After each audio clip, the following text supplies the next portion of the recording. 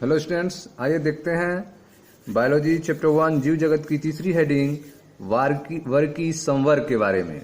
वर्की संवर्ग क्या होता है इसको आप ध्यान से समझें। तो आइए स्टार्ट करते हैं। वर्की संवर्ग वर्गीकरण एकल सोपान प्रक्रम नहीं है, ठीक है। तो जब आप क्लासिफिकेशन करते हैं, वर्गीकरण करते हैं, तो वर्गीकरण जो है एक सिंगल स्टेप प्रोसेस नहीं है। एक स्टेप में हम वर्गीकरण नहीं कर सकते हैं। वर्गीकरण एकल सोपान प्रक्रम नहीं है, बल्कि इसमें पदानुक्रम सोपान होते हैं, ठीक है। वर्गीकरण जो है वह सिंगल स्टेप प्रोसेस नहीं है, बल्कि इसमें पदानुक्रम सोपान होते हैं, जिसमें प्रत्येक सोपान पद अथवा वर्ग को प्रदर्शित करता है, ठीक है। तो वर्गीकरण का जो प्रत्येक स्टेप होता है उसे सोपान पद कहते हैं या फिर वर्ग कहते हैं। तो वर्गीकरण प्रोसेस जो है एकल सोपान प्रक्रम नहीं होता है, सिंगल स्टेप प्रोसेस नहीं होता है, बल्कि इसमें कई प्रोसेस होते हैं, ठीक है। इसमें पदानुक्रम सोपान होते हैं और जिसमें प्रत्येक सोपान पद अथवा वर्ग को प्रदर्शित करता है, ठीक है। चूंकि संवर्ग समस्त वर्ग की व्यवस्था है, ठीक है। जो संवर्ग है, क्लासिफिकेशन है, वो क्या है? समस्त वर्ग की व्यवस्था है, इसलिए इसे वर्गी संवर्ग कहते हैं, ठीक है। संवर्ग जो है वह समस्त वर्ग की व्यवस्था है, इसीलिए इसे वर्गी संवर्ग कहते हैं। और तभी सारे संवर्ग मिलकर वर्गी पदानुक्रम बनाते हैं, ठीक है। तो जो सारे संवर्ग हैं उनको मिलाकर क्या कहते हैं? वर्गी पदानुक्रम कहते हैं। सारे संवर्ग मिलकर वर्गी पदानुक्रम बनाते हैं, ठीक है स्टूडेंट्स। तो आपने देखा कि वर्गीकरण एकल सोपान प्रक्रम नहीं है, बल्कि इसमें पदानुक्रम सोपान होते हैं, जिसमें प्रत्येक सोपान पद अथवा वर्ग को प्रदर्शित करता है, ठीक है। जिसमें प्रत्येक सोपान जो है वह पद को अथवा वर्ग को प्रदर्शित करता है।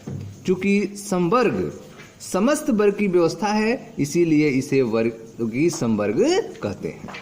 और तभी सारे संवर्ग मिलकर वर्गी पदानुक्रम बनाते हैं।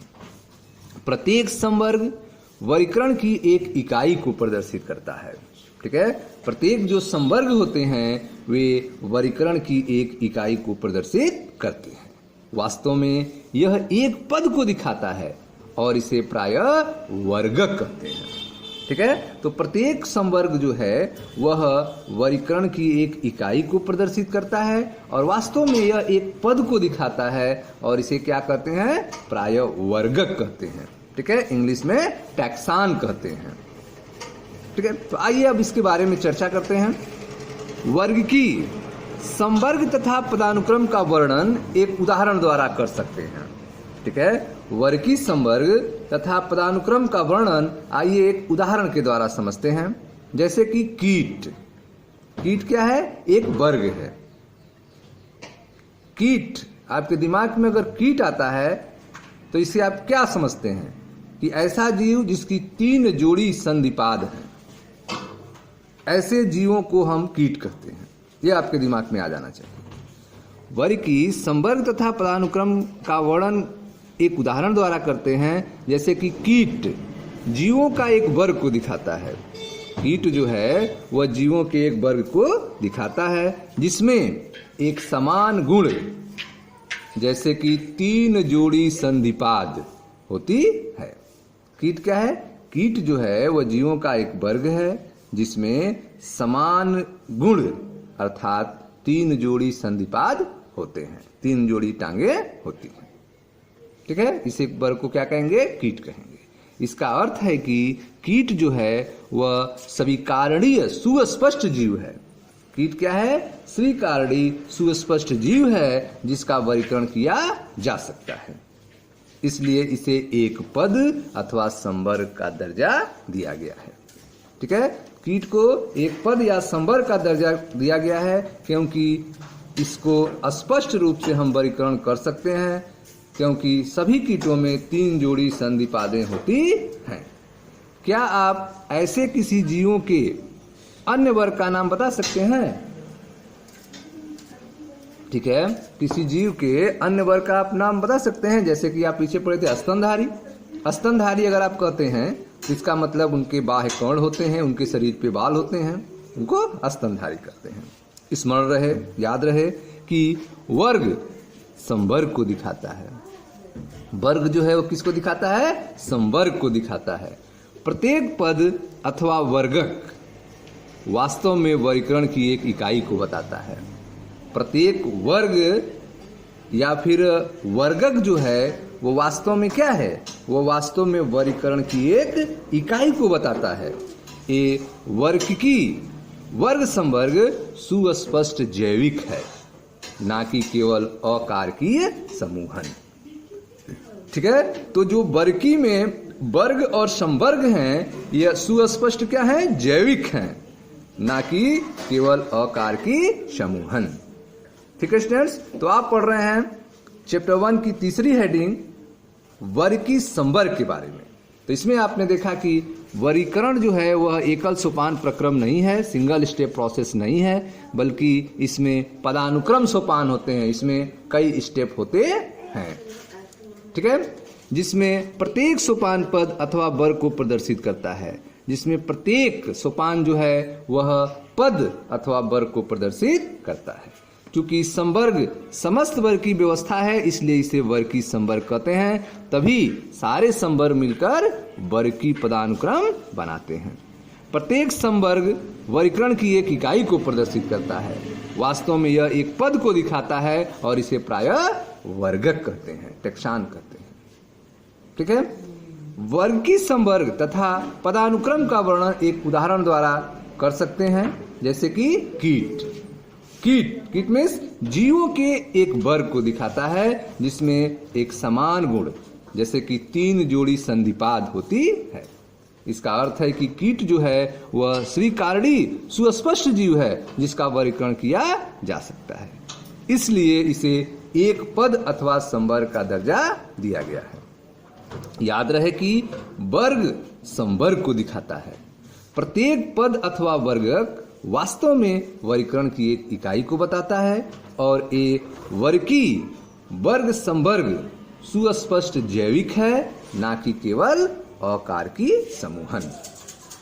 ठीक है, आइए देखते हैं कैसे वर्गी करते हैं, क्लासिफिकेशन कैसे करते हैं, उनके कौन कौन से स्टेप होते हैं उसके बारे में देखें ध्यान से। सभी ज्ञात जीवों के वर्गी अध्ययन से, सभी ज्ञात जीवों के वर्गी अध्ययन से सामान्य संवर्ग, सभी ज्ञात जीवों के वर्गी अध्ययन से जो सामान्य संवर्ग होंगे वे कौन कौन होंगे? जैसे जगत, किंगडम, संघ, फाइलम अथवा भाग, ये पौधों के लिए भाग आएगा, डिवीजन, वर्ग, क्लास, गण, आर्डर, कुल, फैमिली, वंश, जीनस तथा जात, स्पीसीज का विकास हुआ है। ठीक है, सभी ज्ञात जीवों के वर्गी अध्ययन से सामान्य संवर्ग जो होंगे, ज्ञात जीवों का वर्गी अध्ययन आप करना चाहते हैं तो उनके सामान्य वर्ग कौन कौन से होंगे? तो पहला होगा जगत, फिर संघ, अगर पौधा है तो वर्ग। ठीक है, पौधे के लिए क्या लेंगे? भाग लेंगे। जीव है तो जगत, संघ, पौधे के लिए संघ न लेके भाग लेंगे, फिर आएगा वर्ग, गण, कुल, वंश और लास्ट में आएगा जाति। अगर इंग्लिश में कहें तो किंगडम, फाइलम, पौधों के लिए आएगा आपका डिवीजन, ठीक है, क्लास, ऑर्डर, फैमिली, जीनस और लास्ट में स्पीसीज। इनको हम अलग अलग करके पढ़ेंगे। पौधों तथा प्राणियों दोनों में स्पीसीज सबसे निचले संवर्ग में आता है। पौधा हो या प्राणी हो, जाति जो है, स्पीसीज जो है वो सबसे कहाँ होगा? नीचे होगा। सबसे ऊपर क्या होगा? जगत होगा, किंगडम। ठीक है, अब आप यह प्रश्न पूछ सकते हैं कि किसी जीव को विभिन्न संवर्गों में कैसे रखते हैं। ठीक है, तो अब आपको बताया जाएगा किसी जीव को विभिन्न संवर्गों में कैसे रखते हैं।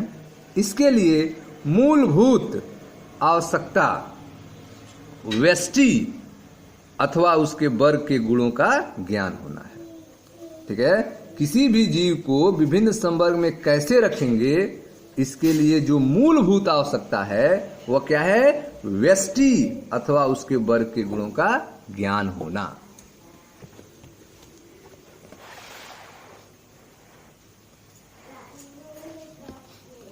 यह समान प्रकार के जीवों तथा अन्य प्रकार के जीवों में समानता तथा विभिन्नता को पहचानने में सहायता करता है। ठीक है, तो आप देख रहे हैं कि किसी जीव को विभिन्न संवर्गों में कैसे रखते हैं, तो इसके लिए जो मूलभूत आवश्यकता है वो व्यष्टि है अथवा उसके वर्ग के गुणों का ज्ञान होना है। यह समान प्रकार के जीवों तथा अन्य प्रकार के जीवों में समानता तथा विभिन्नता को पहचानने में सहायता करता है। ठीक है, तो आइए स्टूडेंट्स एक एक देखते हैं। तो पहला है आपका वर्गीय संवर्ग का स्पीसीज, जात, जो सबसे निचले स्तर पे आता है, चाहे वो प्लांट हो चाहे एनिमल हो। ठीक है, तो जात को देखते हैं। वर्गीय अध्ययन में जीवों के वर्ग जिनमें मौलिक समानता होती है उसे स्पीसीज कहते हैं, जात कहते हैं। ठीक है, जब आप वर्गीय अध्ययन करेंगे तो जीवों का जो वर्ग होगा जिसमें आपको मौलिक समानता दिखाई देगी, जीवों के वर्ग में जिसमें मौलिक समानता दिखाई दे उसे जाति कहते हैं, स्पीसीज कहते हैं। हम किसी भी स्पीसीज को उसमें समीपस्थ संबंधित स्पीसीज से उसके आकार की विभिन्नता के आधार पर उन्हें एक दूसरे से अलग कर सकते हैं। ठीक है, तो किसी भी स्पीसीज को उनमें समीपस्थ संबंधित स्पीसीज से, ठीक है, समीपस्थ संबंधित स्पीसीज से उनके आकार की विभिन्नता के आधार पर उन्हें एक दूसरे से अलग कर सकते हैं। हम इसके लिए मैंजीफेरा इंडिका अर्थात आम, सोलेनम ट्यूबरोसम आलू तथा पैंथेरा लियो अर्थात शेर के उदाहरण लेते हैं। ठीक है, तो आप देख रहे हैं कि इन सभी तीनों नामों में जो इंडिका है, ट्यूबरोसम है और लियो है, ये जाति संकेत पद हैं, ये जाति को बताते हैं। ठीक है, तो मैंजीफेरा इंडिका जो आम को रिप्रेजेंट कर रहा है, सोलेनम ट्यूबरोसम आलू, पैंथेरा लियो शेर में जो लास्ट वाले टर्म हैं इंडिका, ट्यूबरोसम और लियो, यह जाति को रिप्रेजेंट करते हैं। जबकि जो पहले शब्द हैं अर्थात मैंजीफेरा, सोलेनम तथा पैंथेरा, यह वंश के नाम हैं और यह टेक्सा अथवा संवर्ग का भी निरूपण करते हैं। ठीक है, तो यह द्विनाम पद्धति में आपको बताया गया है कि पहला जो होता है वह वंश का नाम होता है और दूसरा जो होता है वह जाति का नाम होता है। ठीक है, प्रत्येक वंश में एक अथवा एक से अधिक जाति संकेत पद हो सकते हैं। ठीक है, तो आप देख रहे हैं कि प्रत्येक वंश में एक अथवा एक से अधिक जाति संकेत पद हो सकते हैं जो विभिन्न जीवों जिनमें आकारकीय गुणों में समान हो को दिखाते हैं। ठीक है, तो प्रत्येक वंश में एक अथवा एक से अधिक जातियां हो सकती हैं, संकेत पद हो सकते हैं जो विभिन्न जीवों जिनमें आकारकीय गुण समान हो को दिखाते हैं। जैसे देखते हैं पैंथेरा, पैंथेरा में एक अन्य जाति संकेत पद है जिसे टिग्रिस कहते हैं। पैंथेरा में एक अन्य जाति संकेत पद है जिसे क्या कहते हैं? टिग्रिस कहते हैं। सोलेनम वंश में नाइग्रिस, ठीक है, मेलांजेना भी आते हैं। मानव की जाति सैपियंस है जो हमें होमो वंश आता है। ठीक है, मानव की जाति जो है वो क्या है? सैपियंस है, जो किसमें आता है? होमो वंश में आता है। इसलिए मानव का वैज्ञानिक नाम होमो सैपियंस होगा। ठीक है, होमो जो है वो वंश है और सैपियंस क्या है? जाति है। ठीक है स्टूडेंट्स, तो इस तरह से आपने वर्गीय संवर्ग का पहला पार्ट स्पीसीज के बारे में देखा। स्पीसीज क्या है? वर्गीय अध्ययन में जीवों के वर्ग जिसमें मौलिक समानता होती है उसे ही क्या कहते हैं? स्पीसीज कहते हैं, जात कहते हैं। ठीक है, अब आगे देखते हैं वंश के बारे में, जिसे जीनस कहा जाता है। वंश, वंश में संबंधित स्पीसीज का एक वर्ग आता है। ठीक है, जातियों को मिलाकर क्या बनता है? वंश बनता है, जीनस बनता है। वंश में संबंधित स्पीसीज का एक वर्ग आता है जिसमें स्पीसीज के गुण अन्य वंश में स्थित स्पीसीज की तुलना में समान होते हैं। ठीक है, वंश में संबंधित स्पीसीज का एक वर्ग आता है जिसमें स्पीसीज के जो गुण होते हैं वे अन्य वंश में स्थित स्पीसीज की तुलना में समान होते हैं। हम कह सकते हैं कि वंश जो है वह समीपस्थ संबंधित स्पीसीज का समूह है। वंश क्या है? समीपस्थ संबंधित स्पीसीज का समूह है। ठीक है, जो समीप, जो संबंधित गुणों रखने वाली जातियां हैं, संबंधित गुण रखने वाली जो जातियां हैं, उनका आप ग्रुप बनाएंगे, उसी को क्या कहेंगे? वंश कहेंगे। ठीक है, वंश में संबंधित स्पीसीज, वंश क्या है? संबंधित स्पीसीज का एक वर्ग आता है जिसमें स्पीसीज के गुण अन्य वंश में स्थित स्पीसीज की तुलना में समान होते हैं। ठीक है, अर्थात हम कह सकते हैं कि वंश जो है वह समीपस्थ, ठीक है, संबंधित स्पीसीज का एक समूह होता है। जैसे आलू, टमाटर तथा बैगन, ये दोनों अलग अलग स्पीसीज है लेकिन ये सभी सोलेनम वंश में आते हैं। ठीक है, आलू, टमाटर और बैगन ये अलग अलग स्पीसीज हैं, अलग अलग जाति हैं, लेकिन ये सभी एक वंश अर्थात सोलेनम में आते हैं। ठीक उसी तरह से शेर, पैंथेरा लियो, चीता, पैंथर पार्डस तथा पैंथर टिग्रिस, जिसमें बहुत से गुण हैं, वे सभी पैंथेरा वंश में आते हैं। ठीक है, तो शेर, चीता तथा पैंथर टिग्रिस, जिसमें बहुत से गुण हैं, वे सभी पैंथेरा वंश में आते हैं। यह वंश दूसरे वंश अर्थात फेलिस, जिसमें बिल्ली आती है, से भिन्न होता है। ठीक है, तो पैंथेरा वंश जो है वह फेलिस वंश से क्या होगा? भिन्न होगा। पैंथेरा वंश में शेर, चीता, पैंथेरा टिग्रिस, टाइगर ये आते हैं, जो फेलिस वंश अर्थात बिल्ली वर्ग से अधिक होता है, बिल्ली के वंश से अधिक। ठीक है, डिफरेंट होता है, भिन्न होता है। तो यह था आपका वंश के बारे में। अब आते हैं अगले पद पर, यह है आपका कुल, फैमिली के बारे में। देखिए ध्यान से, अगला संवर्ग कुल है जिसमें संबंधित वंश आते हैं। ठीक है, तो सबसे जो छोटा होता है वह जाति है। जातियों के समूहन से वंश बनता है और वंश के आपस में मिलने से कुल बनता है। ठीक है, अगला संवर्ग क्या है? कुल है, जिसमें संबंधित वंश आते हैं। वंश स्पीसीज की तुलना में कम समानता प्रदर्शित करते हैं। तो आपने देखा कि जाति में ज्यादा समानता होगी, उससे कम समानता वंश में होगा, और उससे कम समानता किसमें होगा? कुल में होगा। अगला संवर्ग कुल है, जिसमें संबंधित वंश आते हैं। वंश जो है स्पीसीज की तुलना में कम समानता प्रदर्शित करते हैं। कुल के वर्गीकरण का आधार, कुल के वर्गीकरण का आधार पौधों के कायिक तथा जनन गुण है। ठीक है, कुल के वर्गीकरण का आधार क्या है? पौधों के कायिक तथा जनन गुण। पौधों के कायिक तथा जनन गुण के आधार पर कुल का वर्गीकरण किया जाता है। जैसे देखें, पौधों में 3 विभिन्न वंश, सोलेनम, पिटूनिया तथा धतूरा में सोलेनेसी कुल में रखते हैं। ठीक है, पौधों में 3 विभिन्न वंश हैं, जैसे कि सोलेनम, पिटूनिया तथा धतूरा में सोलेनेसी कुल में रखते हैं। इनको एक कुल सोलेनेसी में रखा गया है, सोलेनम, पिटूनिया और धतूरा को। जबकि प्राणी वंश पैंथेरा, जिसमें शेर, बाघ, चीता आते हैं, को फेलिस, बिल्ली के साथ फेलेडी कुल में रखे जाते हैं। ठीक है, तो आप देख रहे हैं कि वंश को मिलाकर कुल तैयार किया जाता है।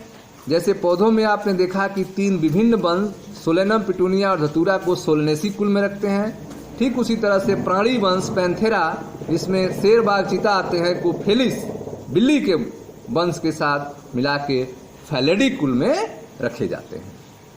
इसी प्रकार यदि आप बिल्ली तथा कुत्ते के लक्षण को देखें तो आपको दोनों में कुछ समानताएं और कुछ विभिन्नताएं दिखाई पड़ेंगी। उन्हें क्रमशः 2 विभिन्न कुलों, कैनेडी और फेलेडी में रखा गया है।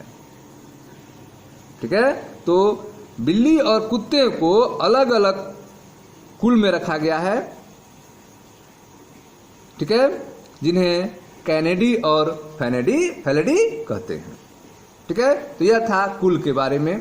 कुल में जो समानता होती है वो कम होती है, जाति में समानता अधिक होती है, वंश में उससे कम होती है और कुल में उससे कम होती है। ठीक है, तो कुल में आपने देखा कि जिसमें संबंधित वंश आते हैं उसे कुल कहते हैं। वंश स्पीशीज की तुलना में कम समानता प्रदर्शित करता है। कुल के वर्गीकरण का आधार जो है वह पौधों के कायिक और जनन गुण है। अब आते हैं अगला नेक्स्ट गण आर्डर पे।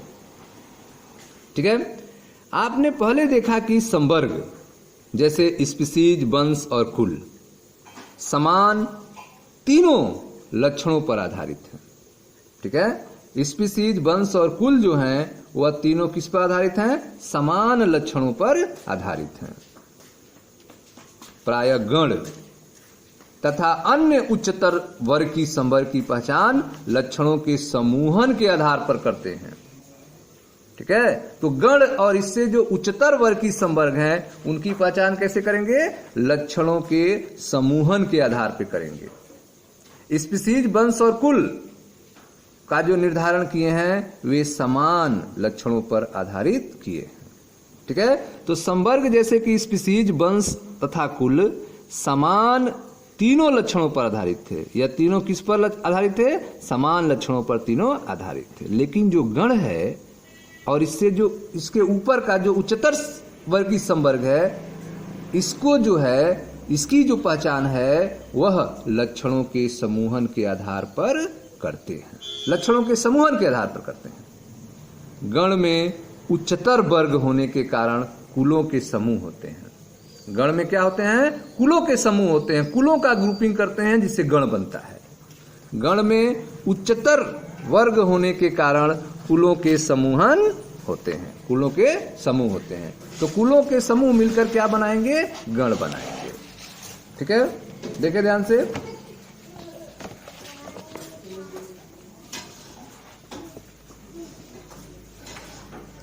जिसके कुछ लक्षण एक समान होते हैं। ठीक है, तो कुलों को आपस में मिलाने से गण बनता है जिसके कुछ लक्षण एक समान होते हैं। इसमें एक जैसे लक्षण कुल में शामिल विभिन्न वंश की अपेक्षा कम होते हैं। ठीक है, तो जैसे कुल में लक्षण थे उस तरह के लक्षण गण में क्या होंगे? कम होंगे, क्योंकि यह समूहन से तैयार किया जाता है, ग्रुपिंग करके बनाया जाता है। ठीक है, इसमें एक जैसे लक्षण कुल में शामिल विभिन्न वंश की अपेक्षा कम होते हैं।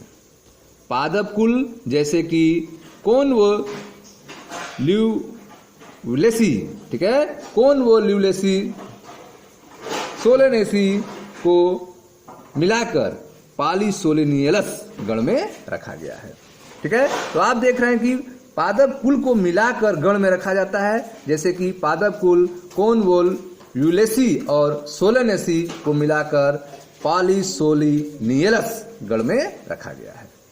इसका मुख्य आधार क्या है? पुष्पीय लक्षण है। ठीक है, इनको रखा गया है तो किस बेस पे रखा गया है? पुष्पीय लक्षण के बेस पर रखा गया है। इसका मुख्य आधार जो है वह पुष्पीय लक्षण है। उसी तरह से जबकि प्राणी कार्निओरा गण में फैलिडी और कैनेडी कुलों को रखा गया है। फैलिडी और कैनेडी गुणों को मिलाकर किस गण में रखा गया है? कार्निओरा गण में रखा गया है। ठीक है, जिनमें लक्षण में बहुत कम समानता मिलती है। अगला जो संवर्ग है उसे वर्ग कहते हैं, क्लास कहते हैं। देखें ध्यान से वर्ग क्लास के बारे में। इस संवर्ग में संबंधित गण आते हैं। ठीक है, तो गणों को मिलाकर वर्ग तैयार करते हैं, क्लास तैयार करते हैं। ठीक है, जैसे प्राइमेटा गण, प्राइमेटा गण जिसमें बंदर, गोरिल्ला तथा गिबान आते हैं, और कार्निओरा गण जिसमें बाघ, बिल्ली और कुत्ता आते हैं। ठीक है, को मैमेलिया वर्ग में रखा गया है। ठीक है, प्राइमेटा में किसको रखा गया है? प्राइमेटा गण में बंदर, गोरिल्ला और गिबान को रखा गया है। और कार्निओरा गण में कौन कौन आते हैं? बाघ, बिल्ली और कुत्ता आते हैं। इसको रखा गया है मैमेलिया वर्ग में। इसके अतिरिक्त मैमेलिया वर्ग में अन्य गण भी आते हैं। ठीक है, तो मैमेलिया गण में अन्य वर्ग, ठीक है, मैमेलिया जो वर्ग है उसमें अन्य गण भी आते हैं। ठीक है, तो इस तरह से आप देख रहे हैं कि गणों को मिलाकर वर्ग तैयार किया जाता है। अगला है आपका लास्ट है संघ फाइलम, ठीक है, यह छठवां है। उसके बाद लास्ट आएगा जगत के बारे में। तो संघ देखते हैं, फाइलम वर्ग, वर्ग को मिलाकर संघ तैयार होगा। वर्ग जिसमें जंतु जैसे कि मछली, उभयचर, सरीसृप, पक्षी और स्तनधारी आते हैं। वर्ग में कौन कौन आएंगे? वर्ग जिसमें जंतु जैसे कि मछली, उभयचर, सरीसृप, पक्षी और स्तनधारी आते हैं। अगले जो इसका उच्चतर संवर्ग होगा जिसे संघ कहते हैं, का निर्माण करते हैं। ठीक है, तो वर्ग जो है मिलकर क्या बनाते हैं? संघ बनाते हैं। वर्ग से उच्चतर क्या होता है? संघ होता है। ठीक है, वर्ग जिसमें जंतु जैसे कि मछली, उभयचर, सरीसृप, पक्षी, स्तनधारी आते हैं, इनका जो अगला उच्चतर संवर्ग होता है उसे संघ कहते हैं। ये संघ का निर्माण करते हैं। इन सभी को एक समान गुण, इन सभी को एक समान गुण जैसे कि पृष्ठ रज्जु अर्थात नोटोकार्ड तथा पृष्ठीय खोखला तंत्रिका तंत्र के होने के आधार पर कार्डेटा संघ में रखा गया है। ठीक है, तो जो भी आप देख रहे हैं मछली, उभयचर, सरीसृप, पक्षी, स्तनधारी, इनको जो है एक संघ में रखा गया है। और किस आधार पर रखा गया है? इस आधार पर रखा गया है कि इनमें जो समान गुण होता है जैसे कि पृष्ठ रज्जु नोटोकार्ड और पृष्ठीय खोखला तंत्रिका रज्जु के होने के आधार पर इनको कार्डेटा संघ में रखा गया है।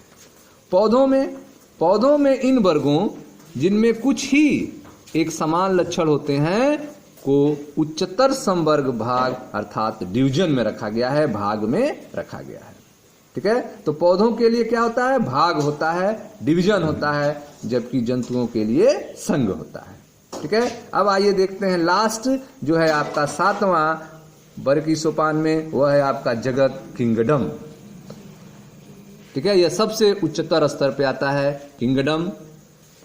जंतु के वर्गी तंत्र में विभिन्न संघों के सभी प्राणियों को उच्चतर संवर्ग जगत में रखा गया है। ठीक है, जंतु के वर्गी तंत्र में विभिन्न संघों के अलग अलग संघों को मिलाकर सभी प्राणियों को किस में रखा गया है? उसके उच्चतर संवर्ग अर्थात जगत में रखा गया है। जबकि पौधों को पादप में रखा गया है। पौधों का जो जगत होगा वो क्या होगा? पादप का होगा, और जंतु का जो जगत होगा वह जंतु होगा। जबकि पादप जगत में विभिन्न भाग अर्थात डिवीजन के सभी पौधों को रखा गया है। ठीक है, तो पौधों में विभिन्न भागों को मिलाकर, विभिन्न डिवीजन को मिलाकर पादप जगत बनता है, जबकि जंतुओं में विभिन्न संघों को मिलाकर जंतु जगत बनता है। विभिन्न संघों के सभी प्राणियों को एक अलग जगत एनिमेलिया में रखा गया है, जिसमें कि उन्हें पौधों से अलग किया गया है। ठीक है, तो विभिन्न प्राणियों को एक अलग जगत, जंतु जगत जिसे एनिमेलिया कहते हैं, इसमें रखा गया है, जो पौधों से अलग है। पौधों को किस में रखा गया है? पौधों को प्लांटी जगत में रखा गया है। ठीक है, पौधों को प्लांटी जगत में रखा गया है, जबकि जंतुओं को एनिमेलिया जगत में रखा गया है। भविष्य में हम इन दो वर्गों को जंतु तथा पादप जगत कहेंगे। ठीक है, तो जंतु जगत और पादप जगत शब्द का यूज करेंगे। जंतु जगत में जिसमें जंतुओं को रखा गया है, और पादप जगत में जिसमें पौधों को रखा गया है। ठीक है, इनमें स्पीसीज से लेकर जगत तक आपने 7 पढ़ा टर्म। इनमें स्पीसीज से लेकर जगत तक विभिन्न वर्गीय संवर्गों को आरोही क्रम में दिखाया गया है, और ये संवर्ग हैं। स्पीसीज से लेकर जगत तक विभिन्न वर्गीय संवर्ग को आरोही क्रम में दिखाया गया है, जिसे क्या कहते हैं? संवर्ग कहते हैं। यही सब क्या है? संवर्ग हैं। देखें ध्यान से, सबसे निचला जो स्तर होता है वह जाति होता है। जाति को मिलकर वंश बनते हैं, वंश को मिलने से कुल या फैमिली बनता है, और कुल और फैमिली के मिलने से गण आर्डर बनता है, और गण और आर्डर को मिलने से वर्ग क्लास बनते हैं, और क्लास के मिलने से संघ, फाइलम जंतु में, और पौधों में डिवीजन भाग बनते हैं। ठीक है, और फिर आता है आपका सबसे ऊपरी स्तर जगत किंगडम, जिसमें एनिमेलिया और प्लांटी आता है। ठीक है, तो यह आरोही क्रम में पदानुक्रम वर्गीय संवर्ग को दिखाया गया है। ठीक है, इस आधार ऐसे बांटते हैं। यद्यपि वर्गीय वैज्ञानिकों ने इस पदानुक्रम में उपसंवर्ग भी बताए हैं। ठीक है, तो जो वर्गीय वैज्ञानिक हैं उन्होंने इस पदानुक्रम में उपसंवर्ग को भी बताया है, जैसे वर्ग का उपवर्ग, गण का उपगण, कुल का उपकुल, ठीक है, वंश का उपवंश, यह भी बताया है। यद्यपि वर्गीय वैज्ञानिकों ने इस पदानुक्रम में उपसंवर्ग भी बताए हैं। इसमें विभिन्न टेक्सा का उचित वैज्ञानिक स्थान देने में सुविधा होती है। ठीक है, तो जब उपसंवर्ग शामिल करेंगे तो विभिन्न टेक्सा का उचित वैज्ञानिक स्थान देने में सुविधा होती है। चित्र 1.1 में पदानुक्रम को देखो। ठीक है, तो चित्र 1.1 के पदानुक्रम को हमने आपको दिखाया, जिसमें सबसे नीचे जात था और सबसे ऊपर जगत था। क्या आप इस व्यवस्था के आधार का स्मरण कर सकते हैं? ठीक है, इस व्यवस्था के आधार को आप स्मरण कीजिए। जैसे उदाहरण के लिए, जैसे जैसे हम स्पीशीज से जगत की ओर जाते हैं, नीचे से ऊपर जाते हैं, वैसे ही समान गुणों में कमी आती जाती है। ठीक है, जैसे जैसे आप जाति से जगत की तरफ जाएंगे, गुणों में क्या आ जाएगा? कमी आने लगेगी, समान गुणों में कमी आने लगती है। ठीक है, तो जैसे जैसे हम स्पीशीज से जगत की ओर ऊपर जाते हैं, वैसे ही समान गुणों में कमी आती जाती है। सबसे नीचे जो टेक्सा होगा उसके सदस्यों में सबसे अधिक समान गुण होंगे। ठीक है, सबसे निचले वाले पर जो टेक्सा होगा उसके सदस्यों में गुण क्या होंगे? समान होंगे, जाति में समानता दिखाई देगी। जैसे जैसे उच्चतर संवर्ग की ओर जाते हैं, उसी स्तर पर अन्य टेक्सा के संबंध निर्धारित करने अधिक कठिन हो जाते हैं। ठीक है, तो जैसे जैसे आप ऊंचे स्तर पे जाएंगे, अन्य टेक्सा से संबंध निर्धारित करना क्या हो जाएगा? कठिन हो जाता है। इसीलिए वर्गीकरण की समस्या और भी जटिल हो जाती है। नीचे रहेंगे तो समानता मिलेगी, लेकिन जैसे जैसे ऊपर जाएंगे समानता निर्धारित करना अधिक कठिन हो जाता है। इसीलिए वर्गीकरण की समस्या और भी जटिल हो जाती है। ठीक है, तो यहाँ पे आप देखें ध्यान से, एक टेबल बना हुआ है तालिका 1.1 में कुछ सामान्य जीवों जैसे कि घरेलू मक्खी, मानव, आम, गेहूं के विभिन्न वर्गीय संवर्गों को दिखाया गया है। ठीक है, यहाँ पे उनका वर्गीकरण किया गया है। देखें ध्यान से, जैसे सामान्य नाम मानव, घरेलू मक्खी, आम, गेहूं, इनका जैविक नाम दिया गया है। ठीक है, मानव का जैविक नाम होमो सैपियंस, घरेलू मक्खी का मस्का डोमेस्टिका, आम का मैंजीफेरा इंडिका, गेहूं का टेट्रिकम एस्टिवम। ठीक है, इनका वर्गीय संवर्ग दिया गया, जैसे कि मानव का वंश जो है होमो है, कुल होमोनिडी है, गण प्राइमेट है, वर्ग मैमेलिया है और इसका संग कार्डेटा होता है। ठीक, घरेलू मक्खी का वैज्ञानिक नाम क्या है? मस्का डोमेस्टिका, वंश इसका मस्का है, कुल म्यूसिडी है, गण इसका डिप्टेरा, वर्ग इंसेक्टा और इसका संघ होता है आर्थ्रोपोडा। ठीक है, फिर आते हैं आम में। आम का जैविक नाम मैंजीफेरा इंडिका, वंश इसका मैंजीफेरा होगा, कुल इसका एनाकर्डियेसी होगा, गण सेपिनडेल्स होगा, वर्ग इसका डाइकोटिलिडनी और इसका जो भाग होगा वो एंजियोस्पर्मी होगा। ठीक है, गेहूं में आते हैं। गेहूं का जैविक नाम होता है टेट्रिकम एस्टिवम, इसका वंश ट्रिकम है, इसका कुल क्या होता है? तो पोएसी होता है, गण पोएल्स, वर्ग मोनोकाटिलिडनी और इसका भाग है एंजियोस्पर्मी। ठीक है, तो इस तरह से जो है वर्गीय संवर्ग किया जाता है, वर्गीकरण किया जाता है। ठीक है स्टूडेंट्स, मिलते हैं नेक्स्ट वीडियो में, जिसमें हम पढ़ेंगे वर्गीय सहायता साधन के बारे में। वर्गीय सहायता के लिए कौन कौन से साधन यूज किए जाते हैं, इसके बारे में हम लोग अगले वीडियो में पढ़ेंगे। मैं मनीष गुप्ता अपने चैनल में आपका स्वागत करता हूं। आप वीडियो को लाइक करें, शेयर करें, चैनल को सब्सक्राइब करें, ताकि आने वाली वीडियो आपको मिलता रहे। धन्यवाद।